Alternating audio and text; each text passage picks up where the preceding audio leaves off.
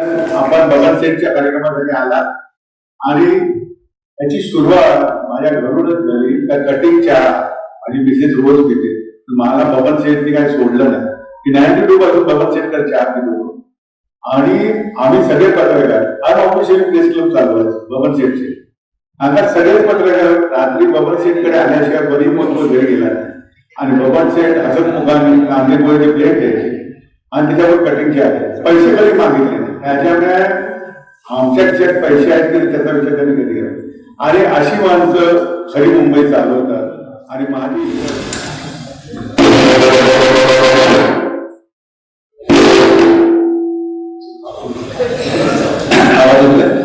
दुर्दैवाने आपलं जे प्रास्ताविक आहे की टीव्हीच्या स्टाईलमध्ये केलेलं आहे.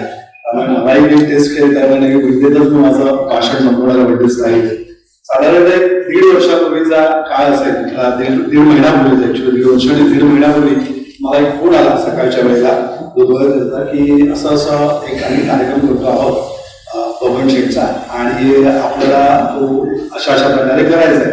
तर आम्ही कपिल पाटील आणि आम्ही सगळे बबन शेठ मित्रमंडळ यांच्या मदतीने आम्ही एक छबिंदारच्या इथे किंवा जंगलास रेल्वे स्टेशनच्या अवतीभोवती बबन शेठला 75 वर्ष पूर्ण होत्या तिथून एक सुरुवात करायचा आम्ही प्रयोजित करतो आहोत. तर तिथून या कल्पनेला जर सुरुवात झाली आणि मग आम्ही चर्चा करत राहिलो आणि मग सगळ्यात शेवटी असं ठरलं की जर बबन शेठ यांचा खऱ्या अर्थाने जर सत्कार व्हायचा असेल तर त्याला मुंबई मराठी पत्रकार संघाच्या व्यासपीठाशिवाय दुसरं व्यासपीठच असू शकत नाही. कारण आज एक अख्खी पिढी जी आहे आमची पत्रकारांची ही बबनच्या चायवर पोचली गेलेली आहे. म्हणजे शेवटची ट्रेन चुकली किंवा मुद्दम चुकवली गेली तर बबनचा आसरा या सभागृहात जमलेल्या पत्रकार असलेला अनेक पत्रकार जे आहेत त्यांना वयोमानानुसार येता आलेला नाही. बबनची त्यांनी त्यांच्या सद्भावना जे आहेत त्या आम्हाला तुमच्यापर्यंत पोहोचवण्याची विनंती केलेली आहे.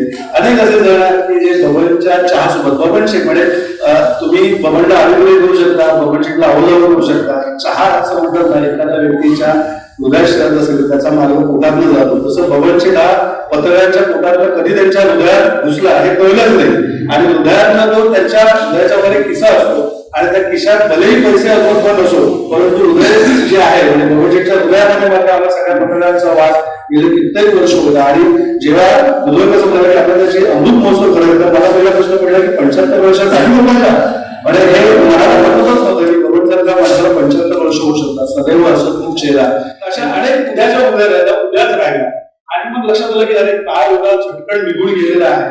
एक शेर मी सांगतो आणि हा संपवतो. मी कुठेतरी वाचतो त्याचा शेरचा जो मालक आहे मला माहिती नाही पण तो शेर उद्या धावलेला आहे. कसं म्हणतो की वक्त कीमती और जिंदगी बेचैन है, वक्त कीमती और जिंदगी पेचीदा हो गई है, ये चाय कहीं दौड़ में पीछे रह गई है. ये चाय जो है कहीं दौड़ में पीछे रह गई है. चाय तो आज भी सस्ती है, चाय तो आज भी सस्ती है. साहब क्या करे ये दोस्ती जरा महंगी हो गई है. आपण बबन सेटच्या कार्यक्रमासाठी आला आणि त्याची सुरुवात माझ्या घरूनच झाली. त्या कटिंगच्या माझी मिसेस रोज पिते, मला बबन सेटनी काही सोडलं नाही की 92 पासून बबन सेटकर चहा पितो आणि आम्ही सगळे पत्रकार आज ऑफिशियल प्रेस क्लब चालवायचं बबन सेटचे. आता सगळेच पत्रकार रात्री बबन सेटकडे आल्याशिवाय बरी मोठं घरी गेला आणि बबन सेट हसत मुखाने कांदे पोळीचे प्लेट द्यायचे आणि त्याच्यावर कटिंगचे आले. पैसे कधी मागितले नाही, त्याच्यामुळे आमच्याकडे पैसे आहेत तरी त्याचा विचार त्यांनी कधी केला. आणि अशी माणसं खरी मुंबई चालवतात आणि माझी इच्छा होती की अशा माणसाला सत्कार झाला पाहिजे आणि याने फक्त लोकांना चांगलंच वाटलं. अशा माणसाच्या 75वीला मी शुभेच्छा देतो आणि माझे शब्द थांबवतो.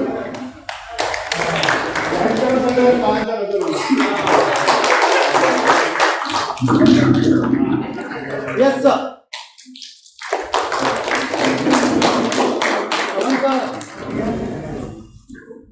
रस्त्यावर आलेल्या म्हणताना तुम्ही एवढ्या लोकांनी अगदी डोक्यावरती बसवलं. जरा वर घेतो.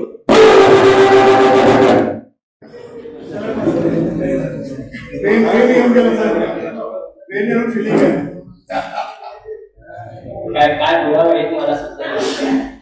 माझ्याबद्दल जी बोलली सगळं ते त्याच्यामध्ये आलं. त्याच्यात मी सर्वांचे खूप आभारी आहे आणि खरी म्हणजे जी सुरुवात फुटपाथवरून झाली आहे त्या फुटपाथने मला जे काय दिलंय त्याच्यामुळेच मी इथं आहे. मी आताच राहील आणि फुटपाथ बद्दल ज्या काय चाललेलं आहे आता तो माणूस फुटपाथ वरनं या स्टेज पर्यंत आलेला आहे. त्याच्यामुळे त्यासाठी आपल्या सर्वांचे आभार. तुमच्यामुळे मी या ठिकाणी येऊ शकलो नाही. काय बोलावं मला कळत नाही. माझं वक्तव्य बरोबर नाहीये त्याबद्दल समजून घ्या. धन्यवाद. चांगलं बोललो.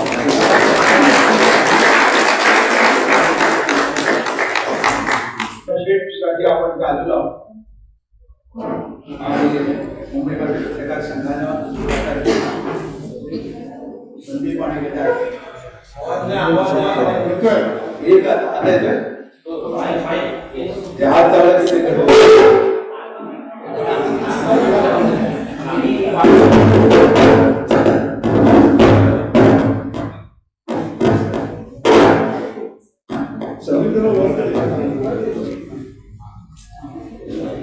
या कार्यक्रमाचे अध्यक्ष ज्येष्ठ विचारवंत माजी खासदार कुमार केतकर साहेब, आमच्या राईबाई गजानन सगळे पदाधिकारी, अजय वैद्य, समोर दिग्गज आहेत रायकर आणि मागचेकरांसारखे, माझ्या आज्ञानामधला समीर तरवे आहे, विश्वास बरेच मोठे मोठे आहेत, मोहनकडे आहेत. मित्रांनो, बबनचा चहा ज्या पत्रकाराने प्यायला नसेल पत्रकार मला वाटत नाही मुंबईत असत. आणि शेवटची ट्रेन पकडून जाणारे आम्ही जे रात्रीचे पत्रकार होतो त्यांच्यासाठी बबनच्या चहाची पर्वणी फार मोठी होती. आणि बबनचा चहा बनवणं म्हणजे तो चॉकलेटचा चहा बनवायचा. त्याची एक रचना वेगळी होती, बनवण्याची पद्धत वेगळी होती. जपानमध्ये किंवा मोरोक्कोमध्ये त्याला टिपाला राष्ट्रीय उत्सवाचे एक स्वरूप आहे, सेरेमनी आहे. आपल्या मुंबईतल्या सगळ्या पत्रकारांसाठी त्या पिढीतल्या जेवढं मोरोक्कोला आणि जपानला महत्व दिला चहाला तितकं भरायचं चहाला. ही गोष्टांची टी पार्टी सन्स ऑफ लिबर्टीने घडवली होती. आणि आपण सगळे लिबर्टीवाले लोक आहोत, फ्रेंड्स ऑफ लिबर्टीवाले किंवा प्रेस लिबर्टीवाले लोक आहोत. आणि बाबत इतर कितीही मतभेद असले, भांडण असले, ते बबनचा चहा घेताना आपल्या सगळ्यांची दोस्ती व्हायची. मला तर अनेकदा आठवतं शेवटची ट्रेन चुकल्यानंतर मी तासन तास 4-5 जण पहिली ट्रेन येईपर्यंत बबनच्या त्या फुटपाथवरती उभा होतो. अमरीश मला घेऊन गेला होता पहिल्यांदा मला बबनकडे, आणि नंतर अनेक वर्ष आम्ही फक्त दिनांचं ऑफिस झालं तेव्हा तर सगळं आपल्या दिनांत खाली बबनच्या चहासाठी उतरायचं आणि बबन तर रात्री उशिरा चहा सुकायचं. भूक लागलेली असायची. मागे जिथं बबनला विचारलं की बबन शेट याचं काय झालं, त्या अंडाचं अंडीवाला अंड तो अंडी विकायचा, उघडे मोठी मोठी अंडी असायची. आणि चहा पावडर टाकली की त्याला रंग यायचा, ब्राऊन कलर यायचा. तर ती अंडी आम्ही खायचो आणि बबनचा चहा कधीतरी पोहे. पण बबनकडे राजकारणातली खूपच माहिती असायची. दिनांक आमचं पद काढल्यानंतर मी जेव्हा 7 दिनांक सुरू केलं तर बबनच्या पाठीच ते पोस्टर लावलं होतं. आठवत असेल बाळासाहेबांना चॅलेंजवर आम्ही ते लावलं होतं, हो 20 रुपये म्हणून. बबनने ते आनंदाने लावून घेतलं होतं. बबन तुझा घाबरायचा नाही कोणाला. आणि बबन झालं मात्र घाबरून असायचे. आणि त्यामुळे घरी असो किंवा काही असो बबनची 4 टक्के उचलती असं कधी झालं नाही. बबन म्हणाल त्याचं वक्तव्य चांगलं नाही, पण या 2-1 मिनिटात बबनने अतिशय महत्वाचा मुद्दा मुंबईचा सांगितलं, तो फुटपाथचा. आता लोकांना रिकामे फुटपाथ पाहिजे असतात, ते कोणासाठी पाहिजे असतात मला माहित नाही, पण मुंबईचा फुटपाथ हा गरीब माणसाचा आहे, टपरीवाल्याचा आहे. ती टपरी शिल्लक राहिलीच पाहिजे. ती कोणत्याही भाषेत बोलते, पण त्या टपरीने इथल्या कष्टकऱ्याला सांभाळलेलं आहे. आमच्यासारखे जे पत्रकार आता सगळ्यांचे बरे पगार आहेत, पण शेकडो राजकांबळे तिथं आंतरराष्ट्रीय कीर्तीचा वाळा आहे, चित्रकार आणि जाहिरातदार आहे, तोही तिथे चहा प्यायला असेल. तर या फुटपाथने जगवलंय लोकांना. आणि या फुटपाथवर खरं तर इतिहास केतकर सर तुम्ही जास्त सांगू शकाल. आधीच्या पिढीत खूप लोकांनी लिहिलंय, खूप त्याच्यावर तिथल्या माणसांवरती म्हणजे आपल्या मॅमच्या खाडीपासूनचा इतिहास आहे मराठी साल सुद्धा. पण हा फुटपाथ तसा जर रिकामा झाला तर मला प्रश्न पडतो की सामान्य माणसं खातील कुठे, चहा पितील कुठे. कारण आता काय चहा महाग झाला, 35 रुपयाचा चहा, मनीचा चहा घ्यायचा असेल तर तो आणखी महाग आहे. गव्हाचा चहा स्वस्त होता, कटिंग घ्यायचा तर आणखी स्वस्त असायचा. त्याच्यावर 2 बिस्किट पैसे घ्यायचे. गव्हाचे पाणी उधारी असेल थोडी बोलू वाटतच नाही. पण बाबांनी उदाहरण तो लक्षात ठेवायचा, जायचं प्यायचं बघायचं. पण बाबांना त्या फुटपाथची आठवण काढून बाबांना फुटपाथचा होता आणि दादाचा फुटपाथला एक इतिहास आहे. सगळ्याच फुटपाथला इतिहास असतो जगभरच्या, पण दादाच्या फुटपाथला एक वेगळा इतिहास आहे. हे फुटपाथ जिवंत आहे. मला आधी आठवतं की एकदा सरकारने फुटपाथ साफ करायला दादरवरून सुरुवात केली. मी खूप डिस्ट्रिक्ट नवा पत्रकार कधी रणवीरला फोन केला, हो गरिबांचे संसार उद्ध्वस्त करतायत, पाडतात, ते बरोबर नाही. त्यामुळे नाही तू बातमी तशी बातमी दिली होती. तर मी त्या फुटपाथच्या बाजूचा आहे आणि फुटपाथच्या रुपयांच्या बाजूचा आहे आणि त्या राहणाऱ्या माणसांच्या बाजूचा. आणि त्यांची भाषा ते मराठी बोलतात की हिंदी बोलतात मला माहित नाही, पण ते कष्टाची भाषा बोलतात, आपली भाषा बोलतात, घामाची भाषा बोलतात. आणि तो घाम तिथेच आम्ही तो चहा पित राहिलो म्हणून इथपर्यंत आलो. मधल्या काळात एकदा चहा बंद केल्यानंतर त्या टिळकवाच्या फुलाचे मी शोधत आलो पण होतो. मला काही सापडलं नाही घरी. ते मी फोन केला दोघांनी गेला, पण नंतर आज इतक्या वर्षांनी त्याच्यानं पुढे तुझा खरंच पुणे की बाबांची गाण तुम्ही घालून दिली. खूप खूप धन्यवाद. आणि बाबा शेठ तुम्हाला आणि बहिणीला आणि तुमच्या कुटुंबाला सुद्धा खूप साऱ्या शुभेच्छा. ते डोळ्याला येऊ त्याचा तुमच्या हाताच्या धन्यवाद. हा पण खरा याचा अर्थाने खऱ्या पत्रकारितेच्या संस्कृतीतनं निर्माण झालेला आहे. आणि त्याच्याबद्दल जसं आपण बबनरावांचं कौतुक करणार आहोत, त्यांच्या सत्काराबद्दल त्यांचं अभिनंदन करणार आहोत, तसंच गजानन जोगळेकर आणि संदीप चव्हाण आणि आता वाईकर यांचं सुद्धा आपण अभिनंदन करायला पाहिजे. शेजारीच प्रेस क्लब आहे. प्रेस क्लबला अशी कल्पना सुचणार नाही. प्रेस क्लब आणि पत्रकार संघ यांचा वर्ग वेगळा आहे, गोत्र वेगळं आहे. आता गोत्र वगैरे काय करायचं, सर्वसाधारणपणे असं मानलं जातं की पत्रकार हा ऑटोमॅटिकली लेफ्टिस्ट असतो. तर असं काही नाहीये. पत्रकारितेमध्ये विविध प्रकारच्या जाती आणि विविध प्रकारच्या उतरंडी, विविध प्रकारची गोत्र आहेत.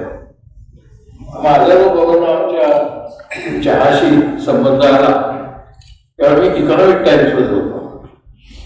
तर पहिली जाती काय आहे पत्रकारितेतली, इंग्रजी भाषेतला पत्रकार आणि मराठी भाषा. तमाम इंग्रजी भाषेतल्या पत्रकारांचं स्वयंभू मत असं आहे की बाय आता सगळेपर्यंत अमेरिकेला जन्माला देश श्रेष्ठ झाले, पण इंग्रजी पत्रकारितेतल्या बहुतेकांचं मत असे आपण इंग्रजी पत्रकारिता करतो म्हणजे आपण ऑटोमॅटिकली मराठी पत्रकारितेच्या श्रेष्ठ आहोत. जे स्थान पुढे टीव्ही चॅनलने मिळवायचा प्रयत्न केला त्याबद्दल इंग्रजी पत्रकारितेने मिळवायचा प्रयत्न केला होता. तर मी इंग्रजी पत्रकारितेत असताना म्हणजे वरच्या बाबतीत असताना बबनरावांच्याकडे जात असे तेव्हा मात्र मी सर्वच्या सर्व मराठी पत्रकारांकडे जात असे. मराठी म्हणजे मराठीत पत्रकारिता करणारे आणि मराठी भाषिक दोन्ही. कारण इंग्रजीमध्ये इकॉनॉमिक टाइम्स मध्ये किंवा टाइम्स मध्ये पत्रकारिता करणारे मराठी माणसं कमी होती. म्हणजे माझ्यावर अरुण साधू असायचे, विद्याधर असायचे, पुरंदरे असायचे, के मुकाटकर असायचे, बस. याच्या पुढे 2 नावं फार घेतले पण नाही. म्हणजे साधारण एकूण जर 70-80 रिपोर्टर असतील टाइम्स ऑफ इकॉनॉमिक टाइम्स मिळून, नवभारत टाइम्स धरत नाही, महाराष्ट्र टाइम्स म्हणत नाही, पण ते वेगळं आहे. टाइम्स ऑफ इकॉनॉमिक टाइम्सच्या 2 इंग्रजी वर्तमानपत्रांमध्ये जास्तीत जास्त 8 किंवा 10 मराठी भाषिक पत्रकार होते. तर ही जाती व्यवस्था ओलांडू मी शकलो कारण तिथे गेलं बबनरावांच्या त्याच्या टेबलाभोवती की गप्पा चर्चामध्ये दिलखुलास व्हायच्या, एकदम दिलखुलास. आणि त्यांचा आवाज ऐकवायचा नाही, पण पत्रकारांचा आवाज जोरात ऐकवायचा आणि त्यांचे वाद सुद्धा तिथे व्हायचे. कारण कोणीतरी बातमी देताना काहीतरी त्याने थेअरी लावलेली असायची, मग ती थेअरी कधी चुकीची आहे हे दुसरा पत्रकार त्याला आरडाओरडा करून सांगत असेल. साधारणपणे तो आरडाओरडा बंद त्याला कळायचं आता शेवटची गाडी येणार, ती शेवटची गाडी येणार म्हटलं की ती आरडाओरडा बंद व्हायचा. दुसरी पत्रकारिता जात अशी होती की सेंट्रल रेल्वेला राहणारे पत्रकार आणि पश्चिम रेल्वेमध्ये वेस्टर्न लाईन वरती जाणारे पत्रकार हे वरच्या, सेंट्रल लाईनला जाणारे पत्रकार तेवढे लक्षात द्यायचे नाही. म्हणजे ते विचार कुठे राहतात, चंदनवार म्हणलं, कागोल म्हणलं, मी होतो सेंट्रलचा पत्रकार. वेस्टर्नच्या पत्रकारांचा अड्डा प्रामुख्याने सुरुवातीला इथे यायचा, पश्चिम रेल्वे जाणारे. त्यामुळे सेंट्रल रेल्वेच्या ज्या पत्रकारांना तिथे जायला लागायचं त्यांना तो प्लॅटफॉर्म तिकडे करून तिथे यायला लागायचं. आणि मग त्यांची गाडी जराशी लवकर, शेवटची गाडी जराशी लवकर असायची.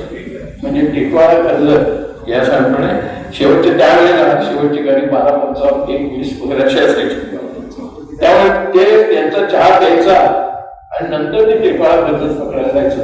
त्यामुळे त्यांना तो एक्स्ट्रा लागायला लागायचं तिकडे जायला. पश्चिमवाला जो पत्रकार होता तो बांद्रा अंधेरी, त्यावेळेला बोरिवली वसईवर एवढा अजून प्रकाशन आले नव्हते. 80-85 गोष्ट आहे. आणि त्याच्यात तर मी असंच त्यांच्या त्या दुसऱ्या जाती व्यवस्थेमध्ये, पण मी वेगळाच होतो कारण मी सेंट्रलला राहत होतो, जरी मी इंग्रजी पत्रकारितेत होतो. अजून एक पत्रकारितेमध्ये जाती व्यवस्था काय आहे ती आहे, तुम्ही कोणत्या पोस्टवर घ्या. म्हणजे तुम्ही रिपोर्टर आहात की तुम्ही चीफ रिपोर्टर आहात, तुम्ही सब एडिटर आहात का चीफ सब आहात. संपादक वगैरे त्यांच्याकडे कधी कधी नसायचं. मीच संपादक असताना शेवटी कमी वेळा पण गेलेलो, संपादक असताना गेलेलो, जुन्या आठवणी म्हणून गेले, जास्त वेळा नाही पण गेलेलो. ते सुद्धा त्या मराठी पत्रकारितेची आठवण म्हणून ती वेस्टर्न लाईनला कधीच राहिलेलं नाही. त्यामुळे तसं काय प्रश्न नाही. महाराष्ट्रात संपादक असताना टाइम्सनी जो फ्लॅट गेला होता तो बांधलेला होता म्हणून तेव्हा तिकडे राहतो. नाही तर मी ठाण्याचाच आहे, ठाण्याला असतो. मुद्दा सांगते अशा विविध जाती व्यवस्थेतनं आलेल्या, विविध गोत्र व्यवस्थेतनं आलेल्या या पत्रकारांमध्ये जे पत्रकार आंतरराष्ट्रीय किंवा राष्ट्रीय गोष्टीबद्दल बोलायचे, गंमत शेवटी त्यांच्यातले काही पत्रकार तर कपिल येते. कपिल पाटील महाराष्ट्रीय पत्रकार पण त्याचा अराष्ट्रीय पत्रकार आणि त्याच्यामुळे कपिल पाटील बद्दल चर्चा करताना तुम्हाला म्हणतो वसंतराव पाटील काय म्हणतात नाही, मुलायम का अशी चर्चा कपिल बरोबर करायला लागायची. पण या सगळ्या चर्चांचा खरा खुरा प्रेस्टर आणि खरा खुरा पत्रकार संघामध्ये त्यांचं टेबल आणि त्या टेबलावरती हे सगळे पत्रकार संघातले लोक आणि संदीप चव्हाण यांच्या पुढाकाराने आणि ते वायकरी जे चित्र काढले ते अगदी मोहित आहे. ते खरोखर तुम्ही जर पंजाबच्या हॉटेलमध्ये रुमाली रोटी करताना पाहिलेलीच असेल तर असं वर फेकतो, खूप स्किल वाला असतो तो खूप वर फेकतो आणि ते अशी हलक्या खाली येते. तसा त्यांचा चहा पण द्यायचा, त्यांचा चहा असा वरून घ्यायचा आणि बरोबर ते ग्लास पडायचा. आपल्याला एका ग्लास म्हणून दुसऱ्या ग्लासने चहा होताना आपला साठतो,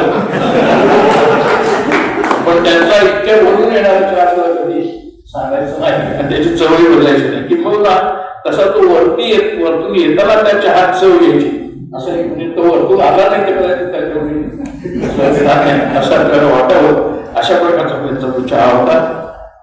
मागे नव्हता, आताचे 35-40-45 वगैरे असं काही त्यावेळेस नव्हतं. शिवाय त्या काळामध्ये प्लास्टिक आणि याचा शोधच लागला होता. त्यामुळे तो ग्लास दाखवला तशाच ग्लास, तोच त्याच प्रकारचा ग्लास त्याच प्रकारच्या ग्लासमध्ये तो चहा असायचा आणि तो त्या चहाची जी गंमत होती, त्या ग्लास मधनं येणाऱ्या चहाच्या चवीची गंमत ही त्या वातावरणाची तयार व्हायची, नुसत्या चहाने नाही. त्या वातावरणाचा एक सर्वात महत्वाचा घटक म्हणजे बबनराव आणि त्याच्यामुळे अशा बबनरावांचा सत्कार आदित्य होतोय की ज्याच्यामुळे पत्रकारितेचं एक वळण जे आता जवळजवळ संपत आलेलं आहे. त्या काळी आम्ही सगळे पत्रकारितेकडे जायचो, म्हणजे इंग्रजी असो मराठी असो काही सगळ्यांचे पगार कमी होते. आम्ही ज्यावेळेस संपावर गेलो टाइम्स ऑफ इंडियामध्ये, तेव्हा मी इकॉनॉमिक टाइम्सचा लीडर होतो, प्रत्येक भागाचा एक होता तसा. तर त्यावेळेला त्या युनियनमध्ये मग एकदम एक प्रकारची समता प्रस्थापित व्हायची. संपाच्या वेळेला समता प्रस्थापित व्हायची आणि मग ती समता प्रस्थापित झाली त्यावेळेला की त्या समतेला आधार तर जोरजोरात बोलायला पण मिळणार. टाइम्स ऑफ इंडियाचे येऊनच द्यायचं नाही, बिल्डिंगच्या आसपासच येऊन द्यायचं नाही. मग कुठे जायचं तर गाडीने जायचं आणि तिथे मारायचं चर्चा करायची. म्हणजे घोषणा जोर त्या आपल्या मागण्यांविषयी बोलायचं. पगार खरोखर लोकांना आता कळणारच नाही. आत्ताच्या पत्रकारांना आज ज्या नवीन जॉईन होतात त्यांना आठवणाने वाटणार नाही, त्यांचं लक्षात येणार नाही, कारण काहीच नाही. पगार इतके कमी असायचे की त्यांच्या महिन्यामध्ये आम्ही जेव्हा पहिल्यांदा संपावर गेलो, पहिला संप त्यांच्या त्यात पार्टिसिपेट झालो 1974, दुसरा संप केला 84 इंदिरा गांधीची हत्या झाली तेव्हा आम्ही संपावर होतो. त्या दिवशी हत्या झाली त्या दिवशी स्पेशल ऑर्डर काढून त्यांच्या वार्ताहरांना बोलून घेतलं आणि तो अंक त्यांच्या काढला, इंदिरा गांधी असॅसिनेटेड म्हणून. पण इकॉनॉमिक टाइम्स आला नाही, कारण इकॉनॉमिक टाइम्सच्या युनिटने संप चालू ठेवला. त्यामुळे 31 ऑक्टोबरला इंदिरा गांधीची हत्या झाल्यावर त्यांच्या आला, पण 12 नोव्हेंबर पर्यंत इकॉनॉमिक टाइम्स आला नाही. आता हे सगळं मी कशासाठी सांगितलं की संपाच्या वेळी समता व्हायची, त्याच्यामध्ये एक महत्वाचा फॅक्टर असा असायचा की सगळ्यांचे पगार कमी होते. म्हणजे इंग्रजी पत्रिकेचे ते पगार खूप जास्त नव्हते. त्यामुळे आमच्या संपावरती एक मागणी जी होती 74च्या आणि 84च्या सुद्धा, ती म्हणजे आम्हाला डायरेक्टर बोर्ड किंवा मॅनेजमेंटचे लोक होते त्यांच्यासाठी कॅन्टीन वरती डायरेक्टर बोर्डाचं कॅन्टीन आणि टॉयलेट पण जास्त चांगले असायच्या. तर आमची मागणी अशी होती की आम्हाला टॉयलेट स्वच्छ झाला पाहिजे, कारण तिसऱ्या मजल्यावरती मॅनेजमेंटचे लोक तिकडे बसायचे, लाल खुर्च्या असायच्या त्यांच्या. त्या मॅनेजमेंटच्या लोकांना टॉयलेट चांगली असायची आणि पत्रकारांची टॉयलेट ती खालच्या मजल्यावर दुसऱ्या मजल्यावर ती एवढी काही चांगली नसायची. दिस इज 1974 आणि 78 ऑल्सो. आणि त्यावेळेला आम्ही ही मागणी केली होती. अजूनही कित्येक लोकांना आश्चर्य वाटेल, खोटच वाटतं, आम्हाला मधून मधून मॅनेजमेंटची सर्क्युलर यायची. सर्क्युलर काय असायची तेव्हा तुम्हाला माहिती असेल तर टायपरायटर होतं, सगळे आम्ही टायपरायटरवरती बातम्या करायचो. तर त्यावेळेला 6 कॉपी करायला लागायच्या, कार्बन टाकायचे, 5 कार्बन टाकायचे आणि प्रति काढायचे. एक कार्बन कॉपी त्या टेलिप्रिंटर डिपार्टमेंटला जायची, कारण ती दिल्लीला वगैरे जायची. दुसरी आपल्या न्यूज एडिटरला जायची, तिसरी चीफ रिपोर्टरला जायची. तो एक तुमच्याकडे असायची. अशा एक चीफ रिपोर्टर त्या टेबलावर जायची. अशा 5 का 6 कॉप्या कार्बन 5 टाकून. आता रिपोर्टर काही रिपोर्टर व्यवस्थित असायचे, ते कॉपी टाईप झाली की तो कार्बन काढायचे आणि त्याच्या ड्रॉमध्ये ते कार्बन ठेवायचे. काही रिपोर्टर बातमी झाली की गेला कार्बन गेला कुठे, कागद गेला कुठे, काय संबंध नाही, टाकायचे निघून जायचे. निघून त्यानंतर सगळं आवाज करायला लागायचे. त्या कार्बन वरती बाहेर यायचे. मॅनेजमेंट सर्क्युलर यायचं की वी हॅव ऑब्झर्व की तुमच्या डिपार्टमेंटमध्ये कार्बन फार वाया जात आहे, ते कार्बन नीट ठेवा आणि ते कार्बन प्रोटेक्ट केले पाहिजे, तर तुम्हाला सारखे कार्बन मिळणार नाही. आणि हे कार्बन मिळण्यासाठी मग रिलेटला सांगायला लागेल काय कार्बनच नाही, तर तुम्ही समजा 5 कॉप्या करायच्या, कार्बन कुठे ठेवले, मग ते आणायला लागेल. सारखे कार्बनच्या ऑर्डर करून करणार. अजूनही कित्येक लोकांना आठवत नसेल, झेरॉक्स नावाची गोष्टच नव्हती, शब्दही नव्हता. फोटोकॉपी पण म्हणायचं झेरॉक्स. झेरॉक्सचं मशीन ज्यावेळेला आलं त्यावेळेला ते लॉक मध्ये असायचं, लॉक अँड की. आणि जर रिपोर्टरला किंवा त्याची कॉपी हवी असेल तर तो घेऊन ज्याच्याकडे ती केली त्याला बोलवायचा शोधून, मग तो यायचा आणि तिथे लिहून ठेवायला लागायचं कोणी कॉपी काढायला सांगितली आणि किती कॉप्या काढल्या हे लिहून ठेवायला लागायचं. अशी झेरॉक्सची पद्धत आधी right up to Economic Times मध्ये 1983-84 पर्यंत होती. आता असं ते वातावरण होतं, पगार कमी, फॅसिलिटी नाही. आम्ही ज्या टायपरायटरवरती काम करायचो त्या टायपरायटरवरचा आर किंवा एम उडालेला असायचा. म्हणजे आरचं हे नसायचं, त्याच्यावर प्लेटच नसायची आर नावाची. आणि तिथे टोकदार ते ज्याच्यावरती तो इंटरप्रेट ते टोक असायचा. कारण टाईप करताना आर आला की त्यात तुमच्या बोटाने टोचायचा आणि ते टोक लागायचं तिथे. ज्या खुर्चीवर तुम्ही या टायपरायटरवर टाईप करायचा ती वेताची खुर्ची होती, तिचा हात गळलेला असायचा. म्हणून मग तो हाताने लावून तो वेताने दोन्ही बांधायचा. अशा पद्धतीने जी खुर्ची असायची, अशा पद्धतीचा तो टॅबलेट असायचा, अशा पद्धतीने पुढे झेरॉक्स असायचा, कार्बन असे असायचे आणि कागद असा असायचा. कागद तुम्ही फार वाया घालू नका असं सांगायची वेळ काय यायची. कारण रात्रीची ड्युटी संपली की जवळजवळ 80% सगळे रिटर्स तो कार्बन हातरायचे त्याच्यावर झोपायचे. कार्बन नाही, कागद हातरायचे त्याच्यावर झोपायचे. त्याच्यामुळे कागदही वाचवा अशी एक काटकसरीची नोटीस आम्हाला येत असेल. हा सगळ्या काळ आत्ताच्या पत्रकारांना समजणार नाही. ज्यांना हा काळ समजणार नाही त्यांना बघून समजणं शक्य नाही.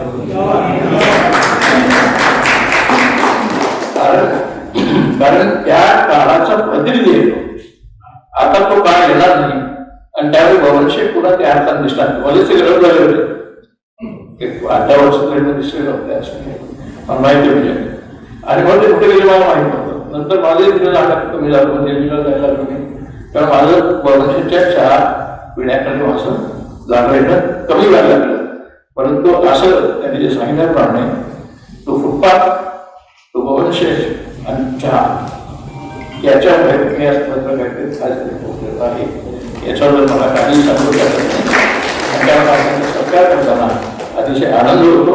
त्यांचं अभिनंदन. त्यांचं एक मुलगा आता सॉफ्टवेअर इंजिनियर त्यांचा मुलगा, त्यामुळे त्याला सुदैव आणि म्हणा किंवा कल्चरली वेगळ्या अर्थाने तो चहा त्या पद्धतीने आपल्याला देणार नाही. आपल्याला तो घ्यायला बरोबर शेतकरी चांगला लागेल. धन्यवाद.